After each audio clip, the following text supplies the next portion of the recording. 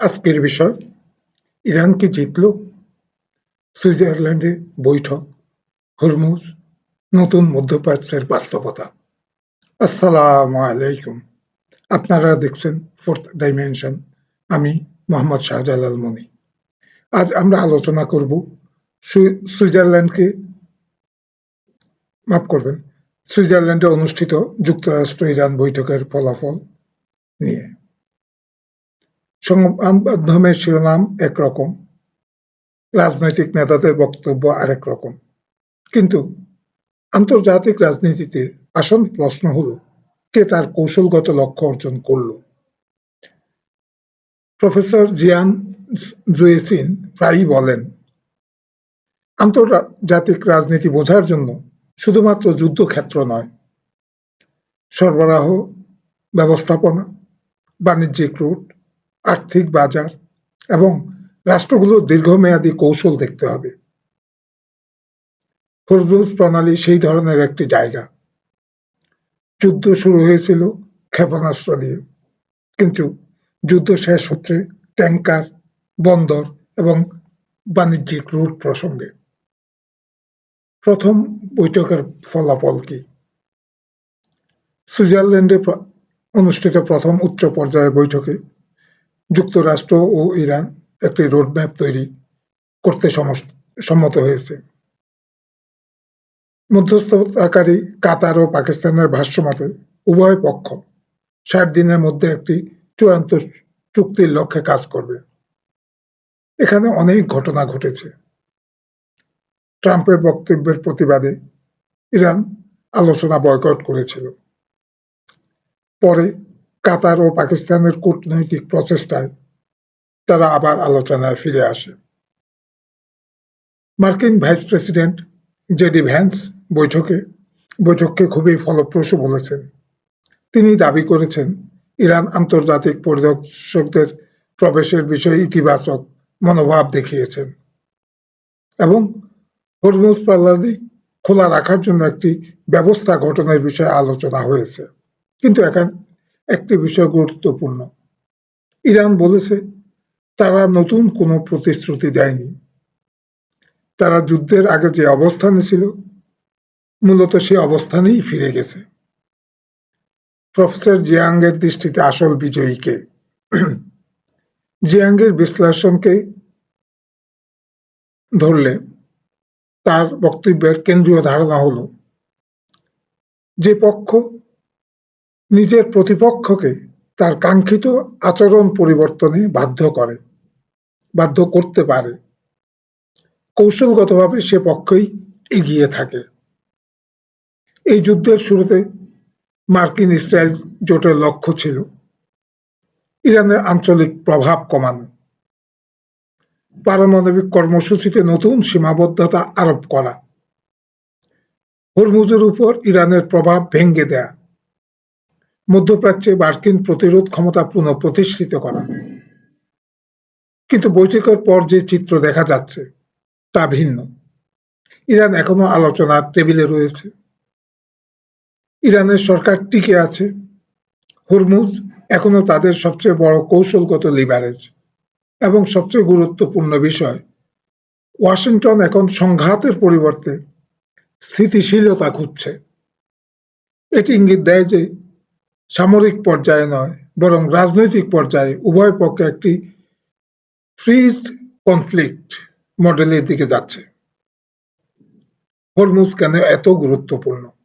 Professor জিয়ান তার আলোচনায় একটি সাধারণ উদাহরণ দিয়েছেন, একটি কন্টেইনার জাহাজ।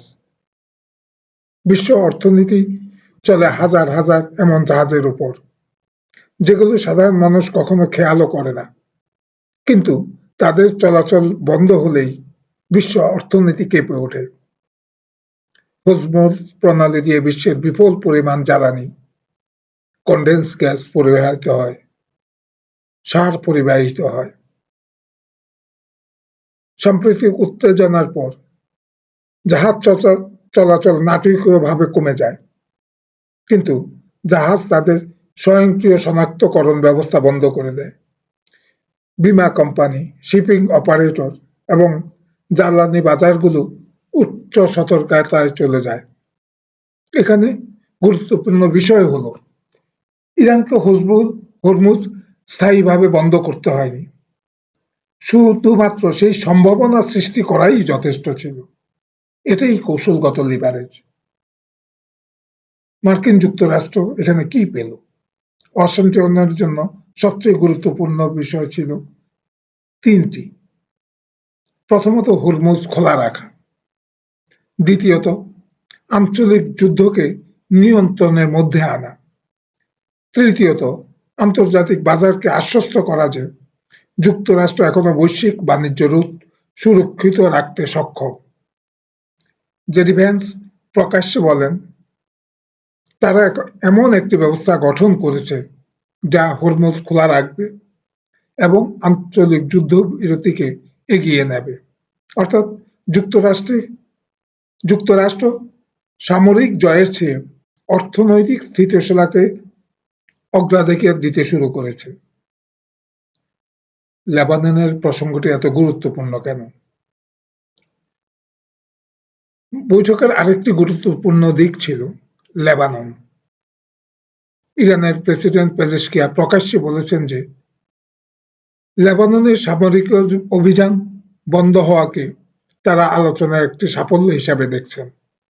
এটি একটি গুরুত্বপূর্ণ বার্তা, কারণ এর অর্থ হচ্ছে আলোচনার পরিধি শুধু পারমাণবিক কর্মসূচি নয়, বরং পুরো রেজিস্ট্যান্স আর্ক বা আঞ্চলিক নিরাপত্তা কাঠামো পর্যন্ত বিস্তৃত হয়েছে। দ্বিতীয় পর্যায়ের বৈঠকে কি হতে পারে? ওমানে পরবর্তী পর্যায়ে আলোচনা শুরু হওয়ার প্রস্তুতি চলছে। ইরানের প্রধান আলোচক এবং পররাষ্ট্রমন্ত্রী ইতিমধ্যে সেখানে পৌঁছেছেন। হরমুজ সম্পর্কিত নতুন ব্যবস্থাপনা কাঠামো আলোচনা হবে সেখানে। এখানে তিনটি সম্ভাবনা রয়েছে। সীমিত পারমাণবিক সমঝোতা।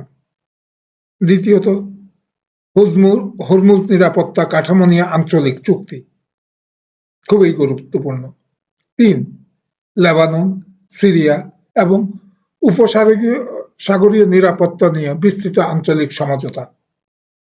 সবশেষে প্রফেসর জিয়ানের ভাষায় এটি কেবল ইরান ও আমেরিকার গল্প নয়, এটি বিশ্ব ব্যবস্থার রূপান্তরের গল্প।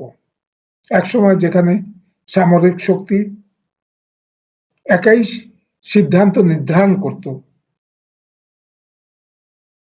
এখন সেখানে বাণিজ্যিক রুট, সরবরাহ ব্যবস্থা, বাণিজ্যিক বাজার, মনস্তাত্ত্বিক প্রভাব সমান গুরুত্বপূর্ণ হয়ে উঠেছে। আজকের বৈঠকের সবচেয়ে বড় বার্তা হলো কেউ চূড়ান্ত বিজয় অর্জন করেনি, কিন্তু ইরান দেখিয়েছে যে হরমুজের মতো একটি ভৌগোলিক বাস্তবতা এখনো সুপার পাওয়ারকেও আলোচনার টেবিলে ফিরিয়ে আনতে পারে। আর যুক্তরাষ্ট্র দেখিয়েছে যে মধ্যপ্রাচ্যে তাদের লক্ষ্য এখনো যুদ্ধে জেতা নয়, বরং বৈশ্বিক অর্থনৈতিক ব্যবস্থাকে সচল রাখা। প্রশ্ন হলো, এটি কি নতুন শান্তি প্রক্রিয়ার শুরু, নাকি পরবর্তী বড় সংঘাতের আগে একটি সাময়িক বিরতি? আপনার মতামত কমেন্টে জানাবেন। আমি শাহজালাল মনি, আপনারা দেখছেন ফোর্থ ডাইমেনশন। আল্লাহ হাফেজ, সবাই ভালো থাকুন, আবার দেখা হবে।